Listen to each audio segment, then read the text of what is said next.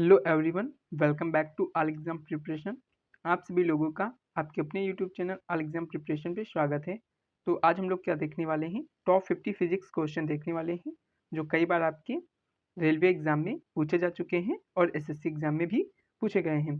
तो वीडियो शुरू करने से पहले जिन्होंने अभी तक यूट्यूब चैनल जो है मेरा उसे सब्सक्राइब नहीं किया वो लोग फटाफट से सब्सक्राइब कर देंगे, और जिन लोगों ने अभी तक इस वीडियो को लाइक शेयर नहीं किया वो लोग फटाफट से वीडियो को लाइक शेयर कर देंगे। तो शुरू करते हैं वीडियो बिना किसी देरी में। तो आपका पहला क्वेश्चन है, निम्नलिखित में से किसने जी का पहला प्रायोगिक मान दिया? चलिए बताइए, जी का प्रायोगिक मान किसने दिया था? न्यूटन, कैवेंडिश, गैलीलियो या इनमें से कोई नहीं? तो जो जी है उसका पहला जो प्रायोगिक मान दिया था वो दिया था आपके हेनरी कैवेंडिश ने। बात करें हेनरी कैवेंडिश ने किसकी खोज की थी, तो आपके हाइड्रोजन की खोज भी हेनरी कैवेंडिश ने की थी।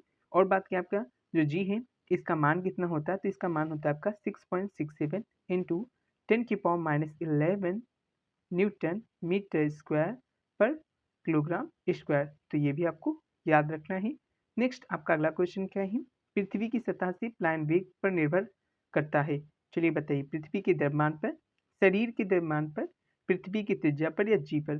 तो जो आपका प्लायन वेग होता है वो आपका डिपेंड करता है जी पर। बात करें प्लायन वेग होता कितना है, तो वो आपका होता है 11.2 किलोमीटर पर सेकेंड। अब बात की ये हो वेग होता क्या है, अगर इसकी डिफिनेशन पूछ लें तो यह वेग वह वेग होता है जिस पर आप यदि किसी वस्तु को क्या करेंगे, पृथ्वी से आप ऊपर की ओर फेंकेंगे तो वो वस्तु पृथ्वी पर दोबारा वापस नहीं आएगी, क्योंकि इस स्पीड से फेंकने पर वो वस्तु क्या होती है, पृथ्वी को पार कर जाती है, क्योंकि उस पर फिर ग्रेविटी वर्क नहीं कर पाती है। ठीक है, गुरुत्वाकर्षण क्या होता है, काम नहीं कर पाता है, इसलिए वो दोबारा पृथ्वी पर लौट के नहीं आती। स्पीड आपको याद रखना है क्या होती है आपकी 11.2 किलोमीटर पर सेकेंड, क्योंकि ये भी आपकी पूछा गई है।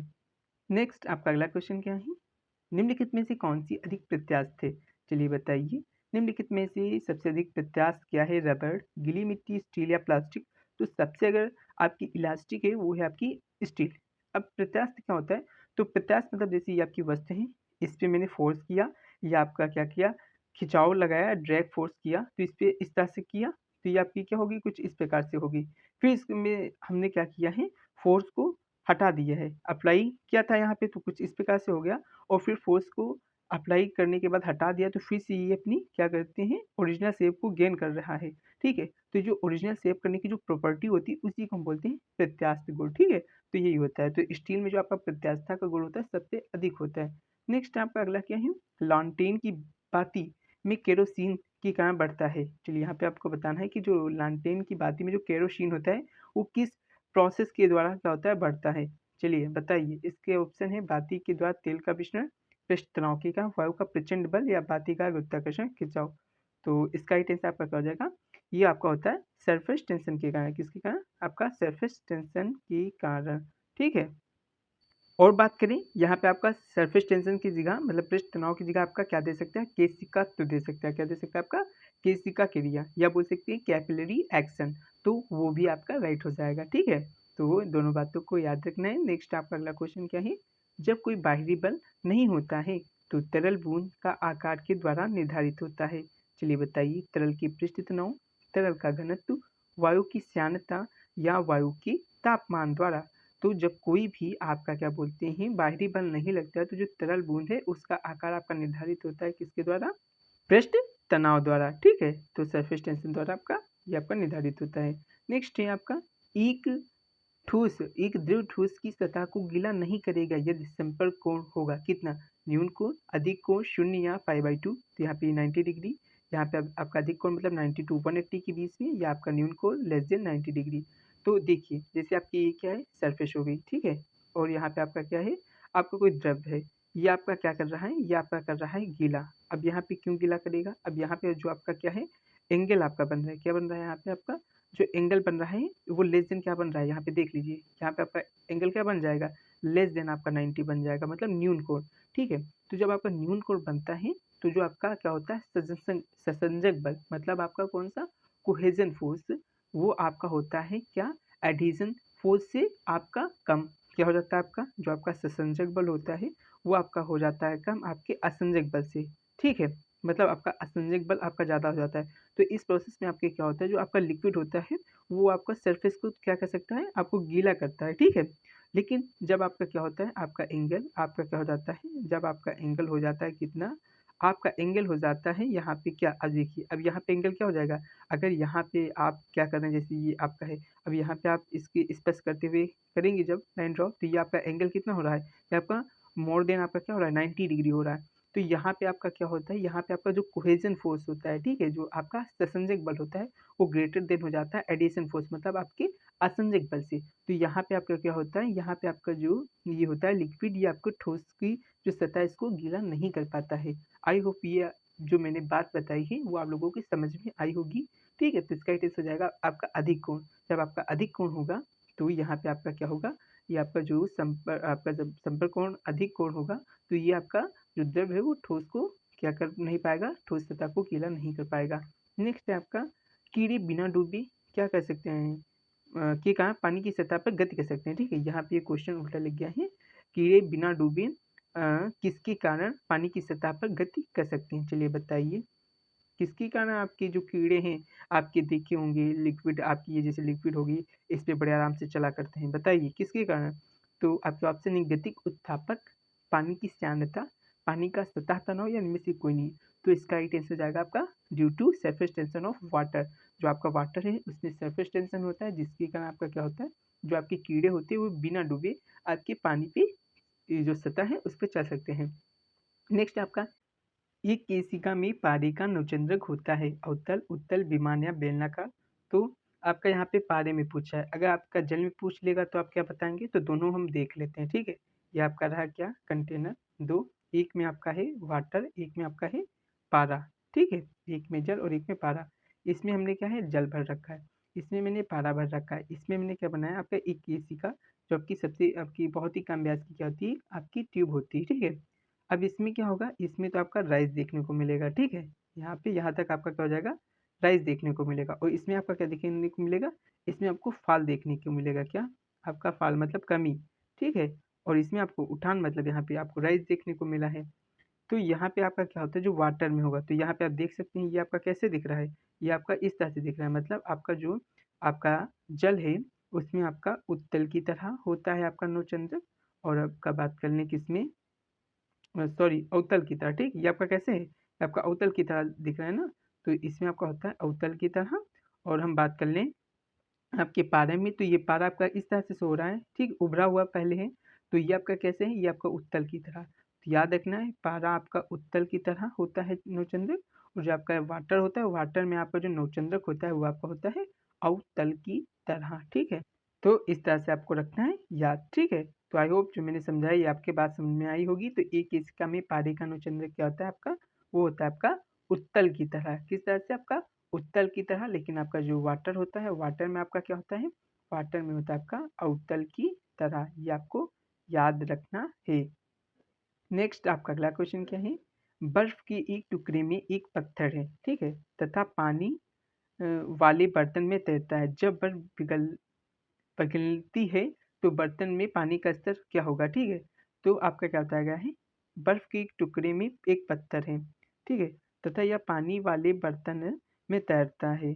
जब बर्फ पिघलती है तब पानी का स्तर क्या होगा, अपरिवर्तित, कम, अधिक या इनमें से कोई नहीं।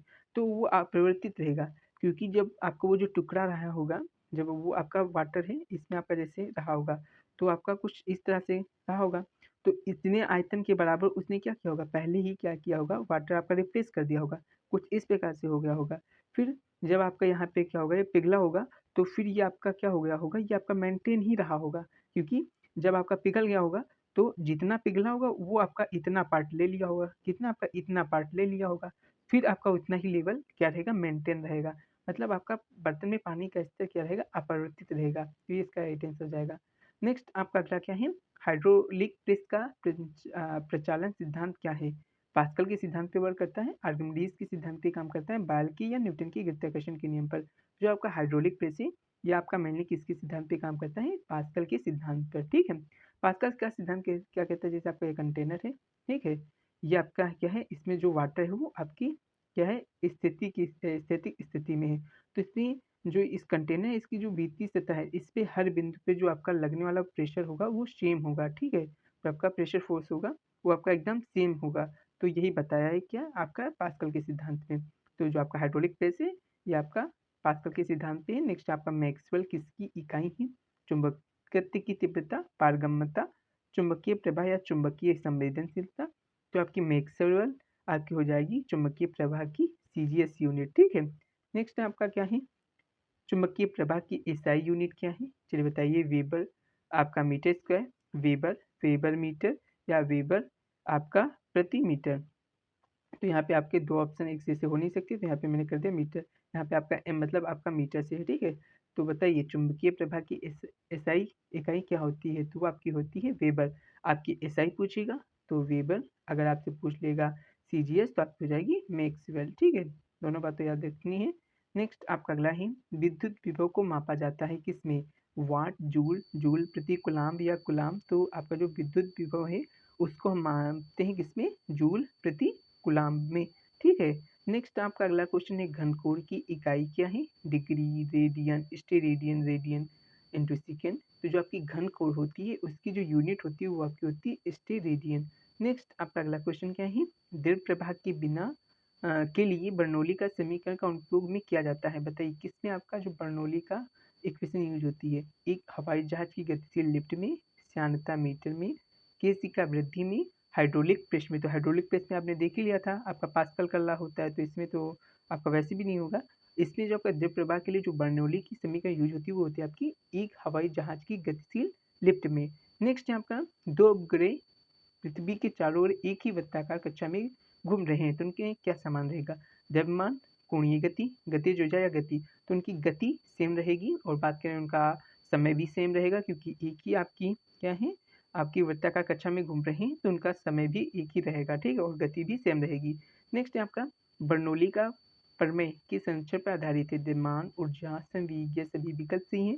तो सभी को पता होगा जो बर्नौली का प्रमेय है वो आपका क्या है? ऊर्जा संरक्षण पर आधारित है। नेक्स्ट आपका है, बर्नौली का प्रमेय निम्नलिखित पर से किस पर लागू होता है? तय पदार्थ के प्रवाह, श्यानता, पृष्ठ तनाव या स्थितिक तरल दबाव। तो बताइए बर्नौली का प्रमेय निम्नलिखित में से किस पे लागू होगा? तो इसका एक टेंस हो जाएगा तरल प्रवाह पदार्थ के प्रवाह के जो होता है आपका उसमें आपका बर्नौली प्रमेय लागू होता है। ठीक है, नेक्स्ट आपका वॉशिंग मशीन किसके सिद्धांत पे कार्य करती है? अपकेंद्रीकरण, अपोहन, विपरीत पराशरण या विसरण।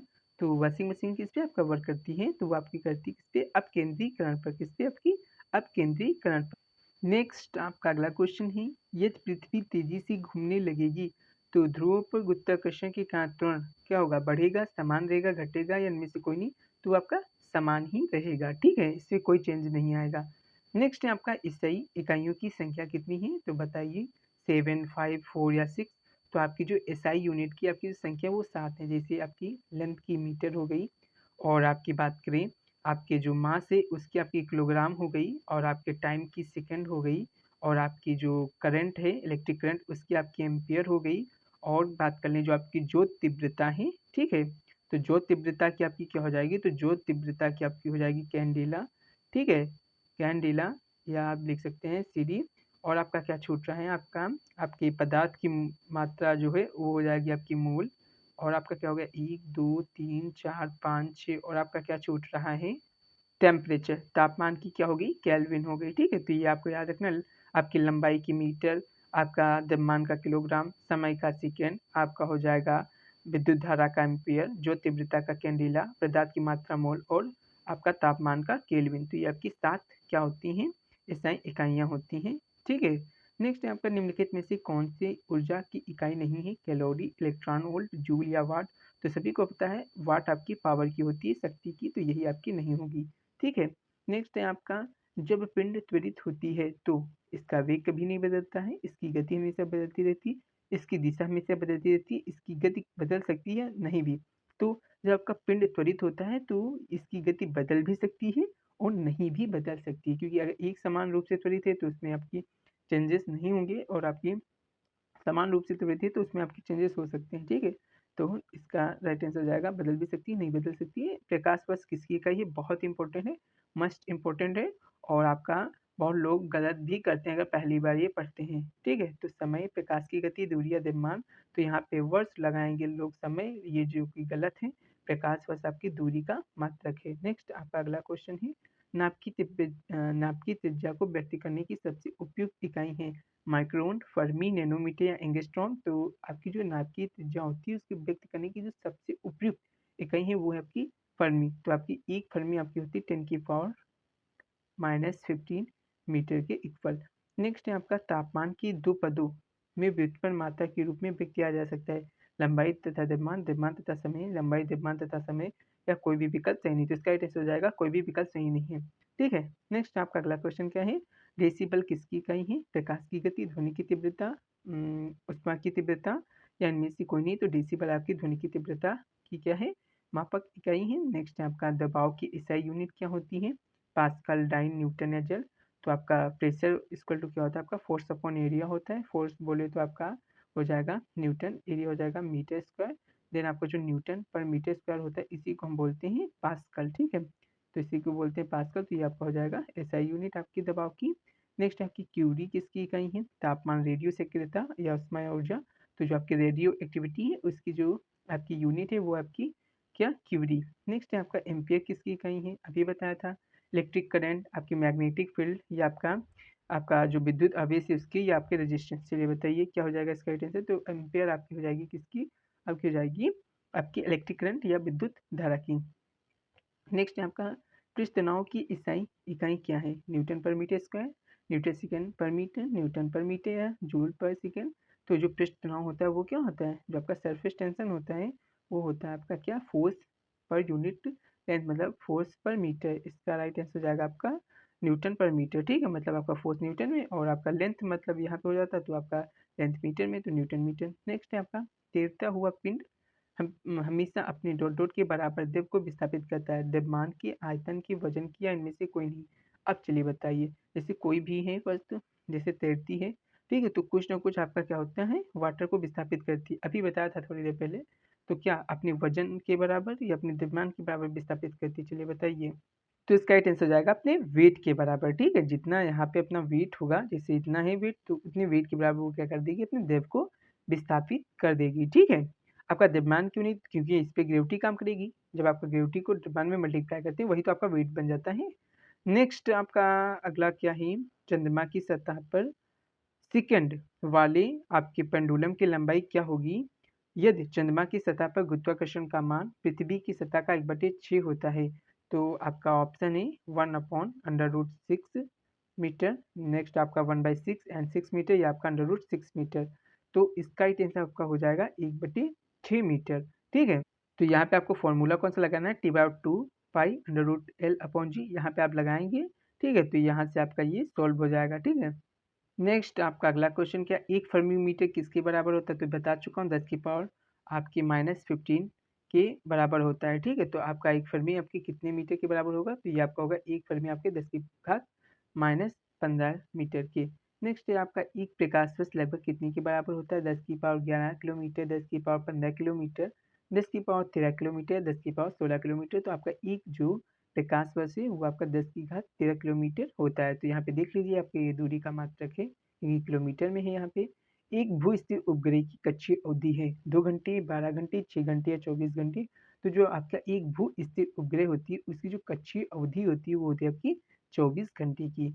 नेक्स्ट है आपका तापमान के बढ़ने के साथ साथ द्रव का पृष्ठ तनाव क्या होगा, बढ़ेगा, घटता है, बढ़ते रहता है, इनमें से कोई नहीं। तो अगर आप टेम्परेचर बढ़ाएंगे तो आपका जो पृष्ठ तनाव हो वो आपका घट जाएगा, क्योंकि जो आपके मॉलिक्यूल्स होते हैं वो अच्छे से आपके होते हैं बंधे। जब इसको हीट करते हैं तो ये भागने लगते हैं, ठीक है, एनर्जी को गेन करके। तो यहाँ पे आपका क्या होता है, जो आपका तनाव होता है वो आपका कमजोर पड़ने लगता है, मतलब घट जाता है। ठीक है, नेक्स्ट आपका है पानी की सतह पर तेल की एक बूंद गिराई जाती है तो यह सतह पर गोलाकार रहेगा, सतह पर विकृत बूंद के रूप में बनी रहेगी, एक पतली परत के रूप में फैल जाएगी, या कोई भी विकल्प सही नहीं। तो ये लोग फटाफट से आप लोग करके देख के बताएंगे क्या होगा। तो इसका राइट आंसर तो आपका वैसे हो जाता है, एक पतली परत के रूप में फैल जाएगी। ये लोग आप लोग कर भी सकते हैं, करके देख लेना। ठीक है, नेक्स्ट आपका एक आदमी पूरी तरह से चिकनी बर्फ के क्षैतिज समतल के बीच में स्थिर अवस्था में है, तो वह न्यूटन के किस नियम का उपयोग करके खुद को किनारे तक ले जा सकता है, पहले, दूसरे, तीसरे या सभी नियम। तो वो आपका तीसरे नियम क्रिया के विपरीत प्रतिक्रिया, तो उसी को जब फॉलो करेगा तो वो आपका पहुंच जाएगा। नेक्स्ट आपका अगला क्वेश्चन क्या है, तो आपका अगला है विभिन्न व्यास की दो किस नली पानी में डूबी हुई है। तो पानी की सतह होगा कम व्यास की नली में अधिक, अधिक व्यास की नली में अधिक, दोनों नली में समान है, कोई भी विकल्प सही नहीं है। तो जिसका भी डाया क्या होगा, कम होगा, उसमें ज़्यादा आपको राइस देखने को मिलेगा, जिसका डाया कम होगा उसमें कम राइस देखने को मिलेगा। तो इसका आंसर हो जाएगा कम व्यास की नली में अधिक। नेक्स्ट है आपका बारिश की बूंद का वेग के कारण अचल रहता है। चलिए बताइए कि यहाँ पे पूछा जा रहा है कि जो बारिश की बूंदें आती हैं तो उसका जो वेलोसिटी होता है किसके कारण आपका अचल रहता है, पृष्ठ तनाव, वायु की उत्क्षेप, वायु द्वारा उत्सर्जित श्यानता बल या वायु की धाराएं। तो इसका आंसर हो जाएगा वायु द्वारा उत्सर्जित श्यानता बल के कारण। ठीक है। नेक्स्ट है आपका हवा के माध्यम से गिरने वाली बारिश की एक छोटी तथा बड़ी बूंदों के लिए निम्न में से कौन सी कथन सही है। बड़ी बूंद तेजी से गिरती है, छोटा बूंद तेजी से गिरता है, दोनों समान गति से गिरती है, कोई भी विकल्प सही नहीं है। तो जो आपकी छोटी बूंद होगी वो धीमे गिरेगी, मतलब ये गलत हो गया, और जो बड़ी बूंद होगी वो तेजी से गिरेगी, तो ये इसका राइट आंसर हो गया। ठीक है। नेक्स्ट है आपका न्यूटन के पहले नियम को भी कहा जाता है आघूर्ण का नियम, जड़त्व का नियम, ऊर्जा का नियम या संवेग का नियम। तो इसे बोलते हैं हम जड़त्व का नियम। ठीक है। नेक्स्ट है आपका SHM मीन्स आपका सिंपल हार्मोनिक मोशन में जो आपका कंपायमान कण है की कुल ऊर्जा इसके वर्ग के समानुपाती होती है। तो आपके क्या बोलते हैं जो टोटल एनर्जी होती है वो आपका क्या होती है हाफ, ठीक है, ma² और ओमेगा²। तो यहाँ पे ए आपका क्या होता है आयाम होता है, तो ये आयाम की क्या होती है आपके वर्ग के आपके समानुपाती होती है। ठीक है। पृथ्वी की सतह पर स्वतंत्र रूप से लुढ़कता हुआ एक पिंड अपनी के कारण स्थिर हो जाता है, किसके कारण, द्रव्यमान, घर्षण, स्थिरावस्था की जड़त्व या संवेग। तो आपका जैसे आपका पृथ्वी है उस पर आपका कोई लुढ़क रहा है, तो इस पे यहाँ पे क्या लगता है, यहाँ पे आपका घर्षण भी तो लगता है, तो इसके कारण आपका क्या हो जाता है, ये आपका एक समय बाद स्थिर हो जाता है। ठीक है। v² = u² + 2s समीकरण न्यूटन का कौन सा समीकरण बताता है, पहला, दूसरा, तीसरा या इनमें से कोई नहीं। तो फटाफट से देखते हैं। पहला समीकरण आपका क्या है, v=u+at, जहाँ पे v इनिशियल वेलोसिटी, u आपकी final velocity, a acceleration and t time मतलब प्रारंभिक आपका अंतिम वेग, प्रारंभिक वेग, आपका त्वरण एंड आपका समय।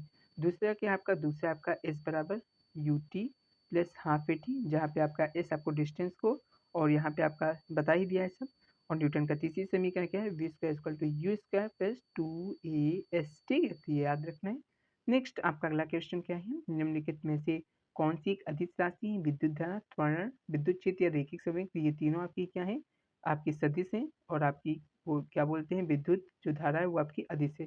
नेक्स्ट है आपका जब पानी में कुछ डिटर्जेंट मिलाया जाता है तो पृष्ठ तनाव बढ़ता है, अब प्रभावित रहता है, घटता है, इनमें से कोई नहीं। तो जब इसमें हम डिटर्जेंट मिला देते हैं तो आपका इसमें कौन सा आपका यौगिक बन जाता है, सर्फेक्टेंट्स। क्या होता है वो यौगिक का ना, सर्फेक्टेंट्स यौगिक। ठीक है। तो वो क्या करता है, जो आपकी पानी के अणु होते हैं उनके बीच जो आपका हाइड्रोजन आबंध होता है, ठीक, बॉन्ड होता है, उसे वो कमजोर करने लगता है। तो जब आपका कमजोर हो जाएगा तो इससे आपका क्या होगा, जो सरफेस टेंशन है, पृष्ठ तनाव, वो भी आपका घट जाता है। तो इसका टेंशन आपका हो जाएगा ऑप्शन आपका बी। ठीक है। ये आपका थोड़ा ऑप्शन में भी दिक्कत हो गई है, तो आपको उसको कोई दिक्कत नहीं होनी चाहिए। नेक्स्ट है आपका क्रीम सेपरेटर में वसा को दूध से के द्वारा पृथक किया जाता है, ससर्जक बल, अब केंद्रीय बल, गुरुत्वाकर्षण बल या केंद्र पसारी बल। तो जो आपका क्रीम सेपरेटर में जो वसा को दूध से किस के द्वारा आपका पृथक किया जाता है, तो वो आपका केंद्र पसारी बल द्वारा। ठीक है। नेक्स्ट आपका अगला क्वेश्चन है, निम्नलिखित में से कौन सी एक सदिश राशि नहीं है, गति, टॉर्क बल, वेग या विस्थापन। तो यहाँ पे आपको बताना है क्या, सदिश राशि नहीं है मतलब वो एक अदिश राशि है, तो क्या हो जाएगा आपका गति। ठीक है, ये इसका राइट आंसर हो जाएगा। तो इसी के साथ आपके टॉप 50 क्वेश्चन हो गए यहाँ पे कंप्लीट। जिन लोगों ने अभी तक चैनल को लाइक, सब्सक्राइब, शेयर नहीं किया है वो लोग फटाफट से चैनल को सब्सक्राइब और वीडियो को लाइक शेयर कर देंगे। तो सभी को वंदे मातरम, जय हिंद।